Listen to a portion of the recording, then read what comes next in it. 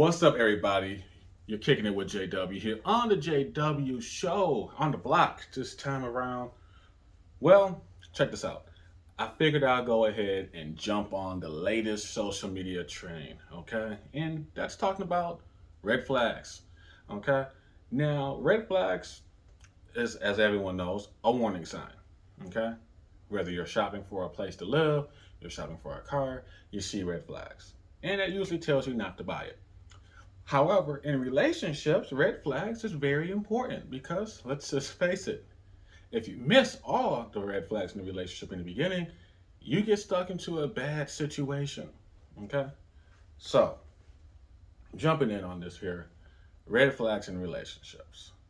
Now, first things first, red flags in this case is different than what it depends honestly, but these are my top five red flags when you're looking at pursuing somebody. Red flag number one: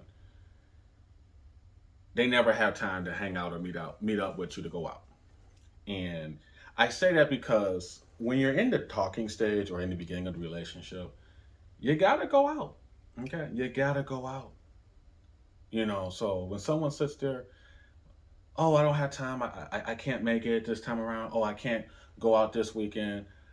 It's like, what are you doing? Are you messing with somebody else? Or are you just trying to ghost me and you don't know how to ghost me? Okay. So to me, that's a red flag. Now I understand some people may say, hey, what if they're busy? What if they have kids? What if they're busy with work? That right there, if I know you guys, if you tell me right off rip and we're in a talking stage that you have kids, okay, hey, you get a pass. Because I understand it's hard to find a babysitter and whatnot. So I get that. Okay. Now, what about work? You can make time. There's after work, there's days off, there's the weekend. So that's kind of a BS excuse right there. Okay. Now, the second red flag is one of those things where they never want to come over to your place. Well, they never want you to come over to their place. You're always saying, hey, I can pick you up. I can pick you up. It doesn't matter. You always coming over here. Why don't I come pick you up? Oh no, don't come. You don't have to come over. I'll come to you. Or the favorite line is, oh, I'll meet you there. Now, that's a red flag for a couple of reasons. One,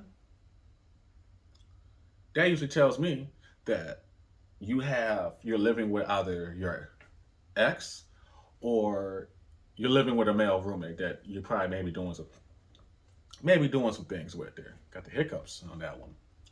That's what that tells me. Or you may not really be feeling me that much to let me come over there. But now, I get it.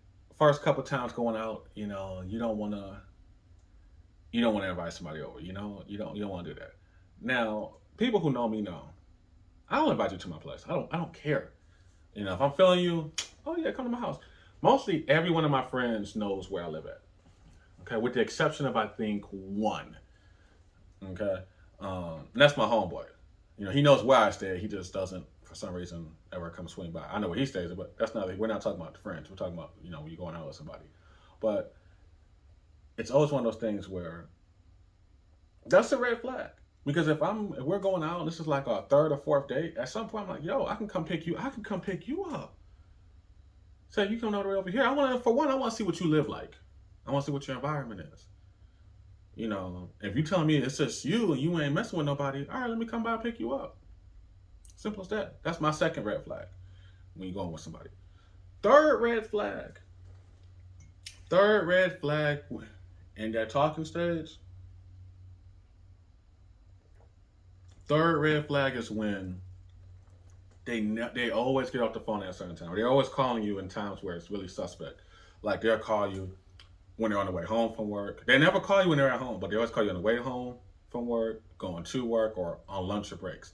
That right there is a red flag because, again, if you're single, why is it matter what time you call me? Why can't I call you at 6, 7, 8 o'clock at night or 10 o'clock at night? What's really going on here?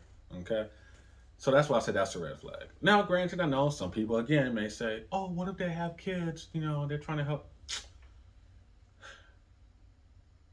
That's an excuse because I had a friend that I was trying. I'm not even gonna say a friend. I had the person I was trying to talk to back in the day, and she would never make time. She always said, "Oh yeah, you're the only one I'm talking to. You're the only one I'm talking to." But she never made time. And my homegirl, she has kids, so she understands. Hey, I get it. But you make time for somebody if you want to really get to know them, and that's true. But she'll call and talk, but she'll call and talk, and then she never made time for our conversation. She always entertained her kids and whatnot. And the way I was raised was if my parents were on the phone, I'm in my room. I don't bother them because my parents close the door, and that means hey, I'm on the phone having adult conversations. Don't bother me. That's how it was. And again, because that person always never made time to talk on the phone or whatever, that's a red flag because what are you really doing? You know? Now, the fourth red flag I say is this. The fourth red flag is one of these where they kind of have anger issues. Okay.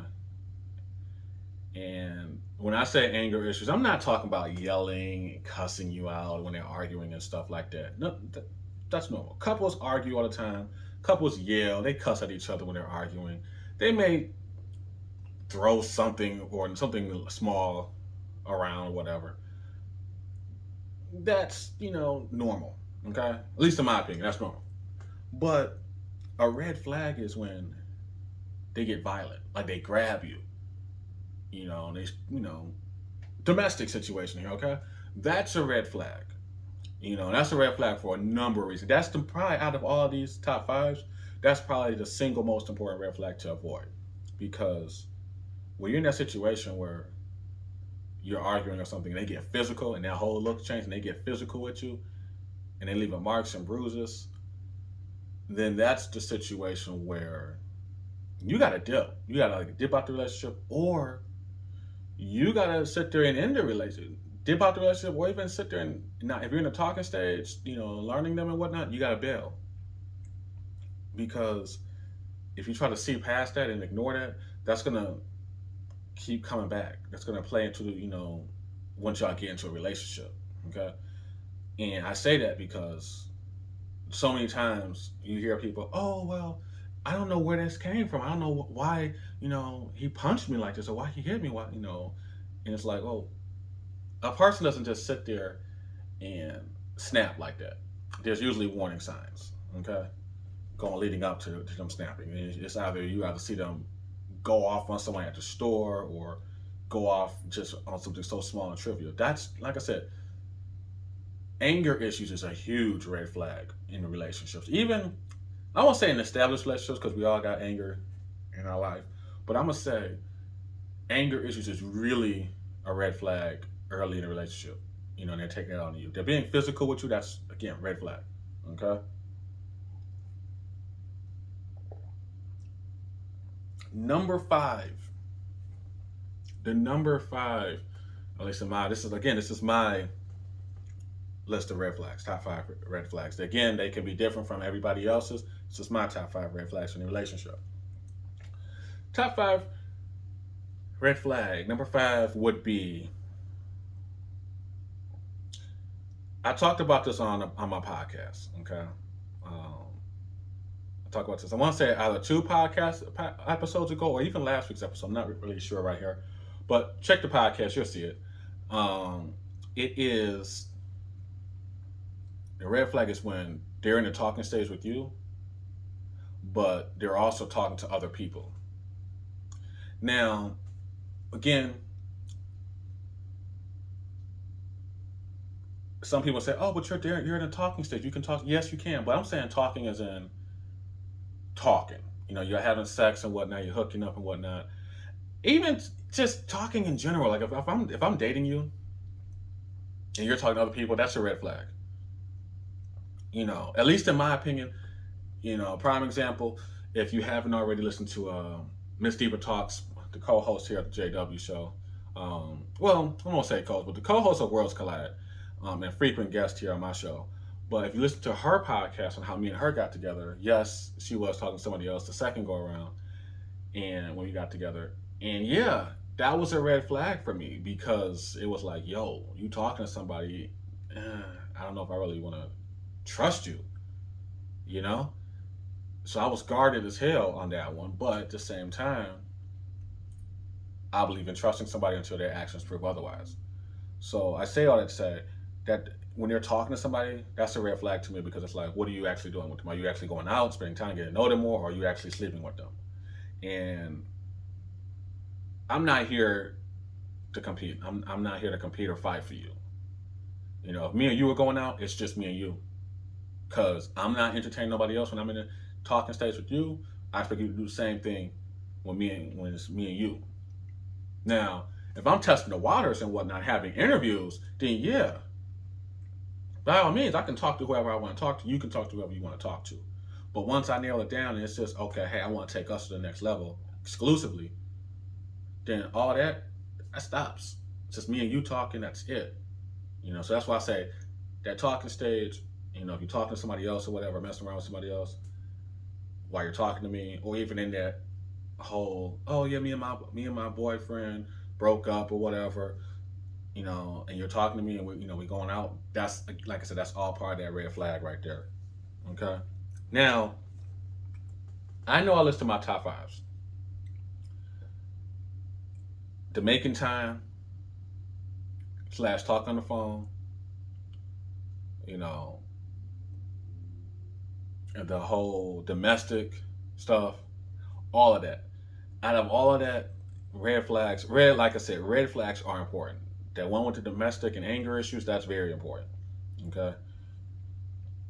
Because you have to notice the red flags in relationships. Because if you try to ignore the red flags and think that, oh, it's gonna be okay, it's gonna be okay, I don't have nothing to worry about, you know, it's just a bad night, you're setting yourself up for failure. And I'm not saying us guys are the main causes of this because women do the same exact thing. Women have anger issues, women break things and all of that, you know. But at the same time, you got to see the warning signs. You got to see the red flags, whether it's anger, whether it's them cheating or having cheating ways.